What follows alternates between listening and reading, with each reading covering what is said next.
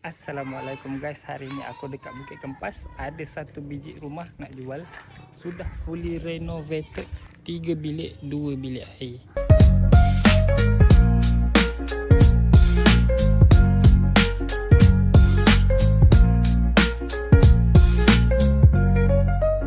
Pagar rumah ni owner dah bagi yang baru. Kapos rumah ni boleh muat satu biji kereta dan kat tepi tu boleh letak motor.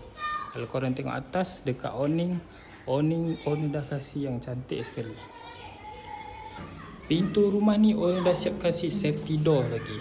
Assalamualaikum. Ruang tamu rumah ni korang tengok agak luas. Dekat atas dah ada L-box dah siap dengan LED dan downlight. Kipas owner kasih 2 lagi. Dekat tepi tu ada track light. Ini dapur dia. Dapur dah siap dengan L-shape. Dah fully tiles. Dekat tepi ni ada tandas.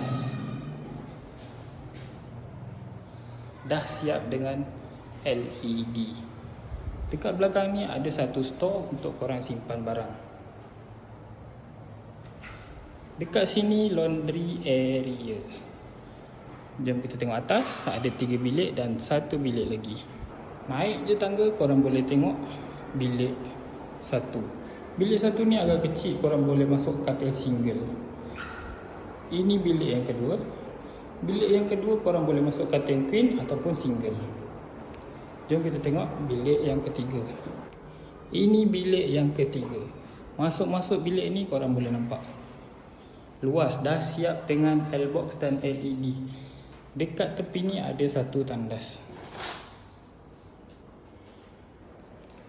Rumah ni dekat dengan kawasan sekolah, dekat dengan pelbagai kemudahan. Nak keluar dekat highway pun senang. Keluasan rumah ni 14/55. Macam biasa, kalau korang berminat dengan rumah yang cantik ni, dah fully renovated, owner nak jual 408,000 sahaja. Komen di bawah.